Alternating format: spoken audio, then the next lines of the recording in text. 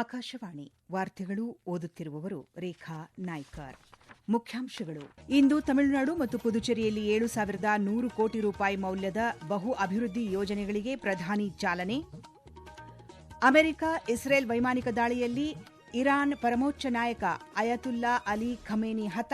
America ಅಧ್ಯಕ್ಷ Donald Trump ಹೇಳಿಕೆ. Israel Iran ಉದ್ವಿಗ್ನತೆ, ಕೊಲ್ಲಿ ರಾಷ್ಟ್ರಗಳ ವಿದೇಶಾಂಗ ಸಚಿವರುಗಳೊಂದಿಗೆ ವಿದೇಶಾಂಗ ಸಚಿವ ಡಾ ಎಸ್ ಜೈಶಂಕರ್ ಮಾತುಕತೆ. ಐಸಿಸಿ ಟಿ20 ವಿಶ್ವಕಪ್ ಕ್ರಿಕೆಟ್ ಸೂಪರ್ 8ರ ಪಂದ್ಯದಲ್ಲಿ ಶ್ರೀಲಂಕಾ ವಿರುದ್ಧ 5 ರನ್ಗಳ ಜಯ ಸಾಧಿಸಿದ ಪಾಕಿಸ್ತಾನ, ಆದರೂ ಸೆಮಿಫೈನಲ್ಗೆ ಇಲ್ಲ ಅರ್ಹತೆ. ವಾರ್ತೆಗಳ ವಿವರ. ಪ್ರಧಾನಿ ನರೇಂದ್ರ ಮೋದಿ ಇಂದು ತಮಿಳುನಾಡು ಮತ್ತು ಪುದುಚೇರಿಯಲ್ಲಿ 7,100 ಕೋಟಿ ರೂಪಾಯಿ ಮೌಲ್ಯದ ಬಹು ಅಭಿವೃದ್ಧಿ ಯೋಜನೆಗಳಿಗೆ ಚಾಲನೆ ನೀಡಲಿದ್ದಾರೆ. ರಾಜಸ್ಥಾನ ಮತ್ತು ಗುಜರಾತ್ ಭೇಟಿಯ ನಂತರ ಪ್ರಧಾನಿ ನಿನ್ನೆ ರಾತ್ರಿ ಚೆನ್ನೈ ತಲುಪಿದರು. ಪುದುಚೇರಿಯಲ್ಲಿ ಪ್ರಧಾನಿ ಇಂದು ಬೆಳಗ್ಗೆ 2,700 ಕೋಟಿ ರೂಪಾಯಿಗಳಿಗೂ ಹೆಚ್ಚು ಮೌಲ್ಯದ ವಿವಿಧ ಅಭಿವೃದ್ಧಿ ಯೋಜನೆಗಳನ್ನು ಉದ್ಘಾಟಿಸಿ ಲೋಕಾರ್ಪಣೆಗೊಳಿಸಲಿದ್ದಾರೆ. ಇವುಗಳಲ್ಲಿ ಚೆನ್ನೈ ಬೀಚ್, ಚೆನ್ನೈ ಎಗ್ಮೋರ್ 4ನೇ ಮಾರ್ಗದ ಉದ್ಘಾಟನೆಯೂ ಸೇರಿದೆ. ಇದು ಚೆನ್ನೈ ಉಪನಗರ ರೈಲು ಜಾಲದ ಕಾರ್ಯಾಚರಣೆಯ ದಕ್ಷತೆಯನ್ನು ಹೆಚ್ಚಿಸುವ ರೈಲು ಮಾರ್ಗವಾಗಿದೆ. ಈ ವೇಳೆ ಪ್ರಧಾನಿ ಸಭೆಯನ್ನು ಉದ್ದೇಶಿಸಿ ಮಾತನಾಡಲಿದ್ದಾರೆ. ನಂತರ ಪ್ರಧಾನಿಯವರು ಮಧ್ಯಾಹ್ನ ತಮಿಳುನಾಡಿನ ಮಧುರೈಗೆ ಪ್ರಯಾಣಿಸಲಿದ್ದಾರೆ. ಮಧುರೈನಲ್ಲಿ ಅವರು 4,400 ಕೋಟಿ ರೂಪಾಯಿಗಳಿಗೂ ಹೆಚ್ಚು ಮೌಲ್ಯದ ಮೂಲಸೌಕರ್ಯ ಯೋಜನೆಗಳ ಉದ್ಘಾಟನೆ, ಲೋಕಾರ್ಪಣೆ ಮತ್ತು ಶಂಕುಸ್ಥಾಪನೆ ನೆರವೇರಿಸಲಿದ್ದಾರೆ. ತಮಿಳುನಾಡಿನಲ್ಲಿ ಪ್ರಸಾರ ಸೇವೆಗಳನ್ನು ಮತ್ತಷ್ಟು ಬಲಪಡಿಸುವ ನಿಟ್ಟಿನಲ್ಲಿ ಪ್ರಧಾನಿ ನರೇಂದ್ರ ಮೋದಿ ಅವರು ಕುಂಭಕೋಣಂ, ಏರ್ಕಾಡ್ ಮತ್ತು ವೆಲ್ಲೂರಿನಲ್ಲಿ 3 ಹೊಸ ಆಕಾಶವಾಣಿ ಎಫ್ಎಂ ರಿಲೇ ಟ್ರಾನ್ಸ್ಮಿಟರ್ಗಳನ್ನು ಉದ್ಘಾಟಿಸಲಿದ್ದಾರೆ. ಈ ಟ್ರಾನ್ಸ್ಮಿಟರ್ಗಳು ಪ್ರಾದೇಶಿಕ ವ್ಯಾಪ್ತಿಯನ್ನು ವಿಸ್ತರಿಸಿ ನಿರಂತರ ಎಫ್ಎಂ ಪ್ರಸಾರವನ್ನು ಖಚಿತಪಡಿಸುತ್ತವೆ. ರಾಜ್ಯದ ಬಹು ಜಿಲ್ಲೆಗಳಲ್ಲಿ ಸಾರ್ವಜನಿಕ ಪ್ರಸಾರ ಸೇವೆಗಳಿಗೆ ಪ್ರವೇಶವನ್ನು ಹೆಚ್ಚಿಸುತ್ತವೆ. ನಂತರ ಪ್ರಧಾನಿ ಮಧುರೈನಲ್ಲಿ ನಡೆಯಲಿರುವ ಎನ್ಡಿಎ ರ್ಯಾಲಿಯನ್ನು ಉದ್ದೇಶಿಸಿ ಮಾತನಾಡಲಿದ್ದಾರೆ. ಮಧುರೈನ ತಿರುಪ್ಪರಂ ಕುಂದ್ರಂನಲ್ಲಿರುವ ಅರುಳ್ಮಿಗು ಸುಬ್ರಹ್ಮಣ್ಯ ಸ್ವಾಮಿ ದೇವಾಲಯದಲ್ಲಿ ಪ್ರಧಾನಿ ಪೂಜೆ ಸಲ್ಲಿಸಲಿದ್ದಾರೆ. ವಿದೇಶಾಂಗ ಸಚಿವ ಡಾ ಎಸ್ ಜೈಶಂಕರ್ ನಿನ್ನೆ ಕೊಲ್ಲಿ ರಾಷ್ಟ್ರಗಳ ವಿದೇಶಾಂಗ ಸಚಿವರುಗಳೊಂದಿಗೆ ಮಾತುಕತೆ ನಡೆಸಿದರು. ಈ ವೇಳೆ ರಾಜತಾಂತ್ರಿಕತೆಯ ಮೂಲಕ ಪ್ರದೇಶದಲ್ಲಿ ಹೆಚ್ಚುತ್ತಿರುವ ಉದ್ವಿಗ್ನತೆಯನ್ನು ಶಮನಗೊಳಿಸುವ ಅಗತ್ಯತೆಯನ್ನು ಎಸ್ ಜೈಶಂಕರ್ ಪ್ರತಿಪಾದಿಸಿದ್ದಾರೆ.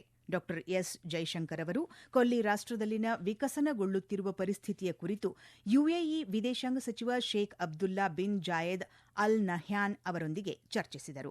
ಈ ಕುರಿತು ಸಾಮಾಜಿಕ ಮಾಧ್ಯಮದಲ್ಲಿ ಮಾಹಿತಿ ಹಂಚಿಕೊಂಡಿರುವ ಡಾ ಎಸ್ ಜೈಶಂಕರ್ ಅವರು ಉಲ್ಬಣಗೊಳ್ಳುತ್ತಿರುವ ಪರಿಸ್ಥಿತಿಯ ಬಗ್ಗೆ ಭಾರತದ ಕಳವಳವನ್ನು ವ್ಯಕ್ತಪಡಿಸಿದ್ದಾರೆ. ಭಾರತೀಯ ಸಮುದಾಯದ ಕಲ್ಯಾಣಕ್ಕೆ ತಮ್ಮ ಯುಎಇ ವಿದೇಶಾಂಗ ಸಚಿವರ ಬದ್ಧತೆಯನ್ನು ಅವರು ಶ್ಲಾಘಿಸಿದ್ದಾರೆ.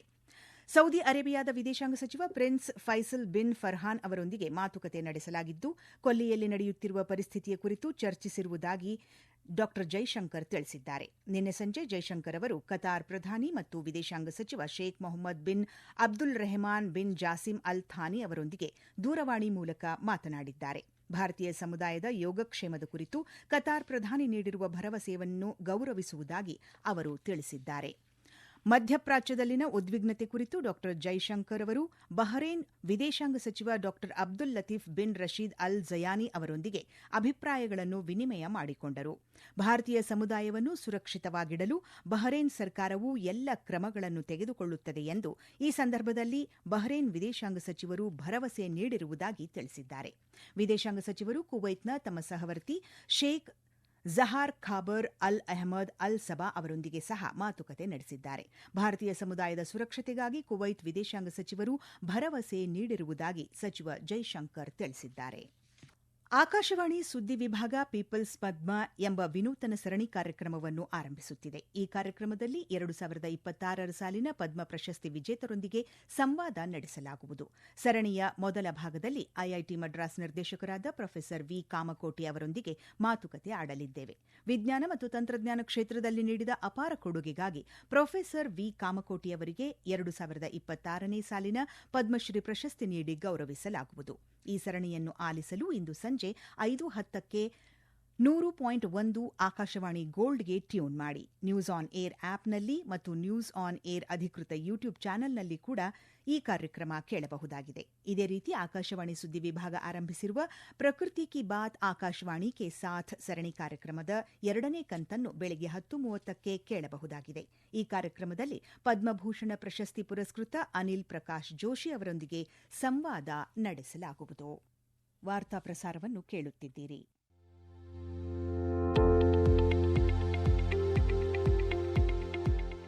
ನಮ್ಮ ಎಲ್ಲ ರಾಷ್ಟ್ರೀಯ ವಾರ್ತೆಗಳು ಹಾಗೂ ಪ್ರದೇಶ ಸಮಾಚಾರ ಈಗ ಆಕಾಶವಾಣಿ ನ್ಯೂಸ್ ಕನ್ನಡ ಯೂಟ್ಯೂಬ್ ಚಾನೆಲ್ನಲ್ಲಿ ಲಭ್ಯ.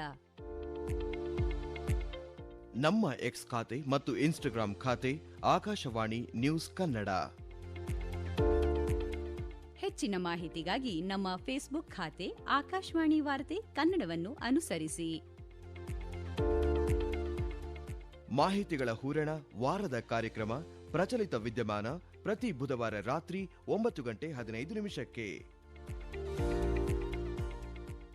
ಮುಂಬರುತ್ತಿರುವ ಹೋಳಿ ಹಬ್ಬದ ಪ್ರಯುಕ್ತ ಪ್ರಯಾಣಿಕರ ಸೌಕರ್ಯದ ದೃಷ್ಟಿಯಿಂದ ಉತ್ತರ ರೈಲ್ವೆ ವಲಯದ ಪ್ರಧಾನ ವ್ಯವಸ್ಥಾಪಕರಾದ ರಾಜೇಶ್ ಕುಮಾರ್ ಪಾಂಡೆ ನಿನ್ನೆ ನವದೆಹಲಿ ಮತ್ತು ಆನಂದ್ ವಿಹಾರ್ ಟರ್ಮಿನಲ್ ರೈಲು ನಿಲ್ದಾಣಗಳ ಪರಿವೀಕ್ಷಣೆ ನಡೆಸಿದರು. ಹಬ್ಬದ ಸಂದರ್ಭದಲ್ಲಿ ರೈಲುಗಳಲ್ಲಿ ಪ್ರಯಾಣಿಕರ ಸುರಕ್ಷತೆ, ಜನಪ್ರವಾಹ ನಿರ್ವಹಣೆ ಮತ್ತು ಸ್ವಚ್ಛತೆಯನ್ನು ಖಚಿತಪಡಿಸುವುದು ಈ ಪರಿವೀಕ್ಷಣೆಯ ಉದ್ದೇಶವಾಗಿತ್ತು.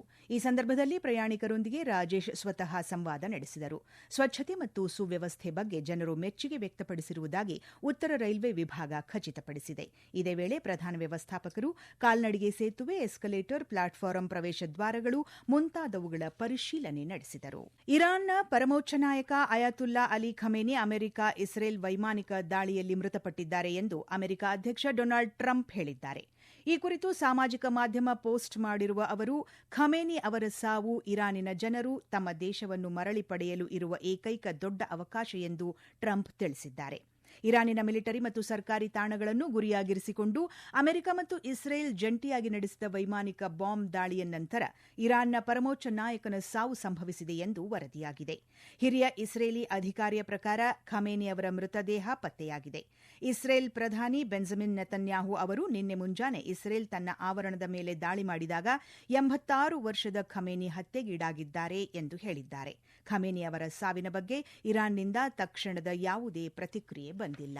ಇಸ್ರೇಲ್ನಲ್ಲಿ ಹದಗೆಡುತ್ತಿರುವ ಭದ್ರತಾ ಪರಿಸ್ಥಿತಿಯ ಹಿನ್ನೆಲೆಯಲ್ಲಿ ಅಲ್ಲಿ ನೆಲೆಸಿರುವ ಭಾರತೀಯ ನಾಗರಿಕರಿಗೆ ಭಾರತ ಸರ್ಕಾರ ಅತ್ಯಂತ ತುರ್ತು ಸುರಕ್ಷತಾ ಸಲಹೆಯನ್ನು ನೀಡಿದೆ.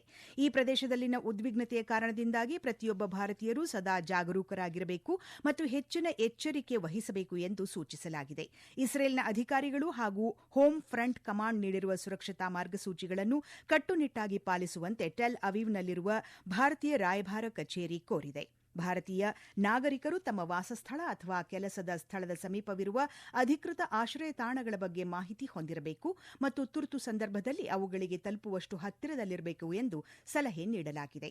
ಯಾವುದೇ ತುರ್ತು ಪರಿಸ್ಥಿತಿಯಲ್ಲಿ ನೆರವಿಗಾಗಿ ಭಾರತೀಯ ರಾಯಭಾರ ಕಚೇರಿಯ ಸಹಾಯವಾಣಿ ಸಂಖ್ಯೆ 97747520 ಅಥವಾ ಇಮೇಲ್ consul.telaviv@mea.gov.in ಮೂಲಕ ಸಂಪರ್ಕಿಸಬಹುದು ಎಂದು ಭಾರತೀಯ ರಾಯಭಾರ ಕಚೇರಿ ತಿಳಿಸಿದೆ. ಐಸಿಸಿ ಪುರುಷರ ಟಿ20 ಕ್ರಿಕೆಟ್ ವಿಶ್ವಕಪ್ನಲ್ಲಿ ಶ್ರೀಲಂಕಾದ ಪಲ್ಲೆಕಲೆಯಲ್ಲಿ ನಿನ್ನೆ ರಾತ್ರಿ ನಡೆದ ಸೂಪರ್ 8ರ ಹಂತದ ಗುಂಪು 2ರ ಪಂದ್ಯದಲ್ಲಿ ಶ್ರೀಲಂಕಾ ವಿರುದ್ಧ 5 ರನ್ಗಳ ಜಯ ಸಾಧಿಸಿದೆ. ಆದರೂ ಪಾಕಿಸ್ತಾನ ಸೆಮಿಫೈನಲ್ ತಲುಪುವ ಅರ್ಹತೆಯಿಂದ ವಂಚಿತವಾಗಿದೆ. ಮೊದಲು ಬ್ಯಾಟಿಂಗ್ ಮಾಡಿದ ಪಾಕಿಸ್ತಾನ ಸಾಹಿಬ್ ಜಾದಾ ಫರ್ಹಾನ್ ಅವರ 100 ಮತ್ತು ಆರಂಭಿಕ ಆಟಗಾರ ಫಕರ್ ಜಮಾನ್ ಅವರ 84 ರನ್ಗಳ ನೆರವಿನಿಂದ ನಿಗದಿತ 20 ಓವರ್ಗಳಲ್ಲಿ 8 ವಿಕೆಟ್ಗಳಿಗೆ 212 ರನ್ ಗಳಿಸಿತು. ಇದಕ್ಕೆ ಉತ್ತರವಾಗಿ ಶ್ರೀಲಂಕಾ ಕಠಿಣ ಹೋರಾಟ ನಡೆಸಿದರೂ 20 ಓವರ್ಗಳಲ್ಲಿ 6 ವಿಕೆಟ್ಗಳಿಗೆ 207 ರನ್ ಗಳಿಸಿತು. ನಾಯಕ ದಾಸುನ್ ಶನಕ 76 ರನ್ಗಳೊಂದಿಗೆ ಅಜೇಯರಾಗಿ ಉಳಿದರು.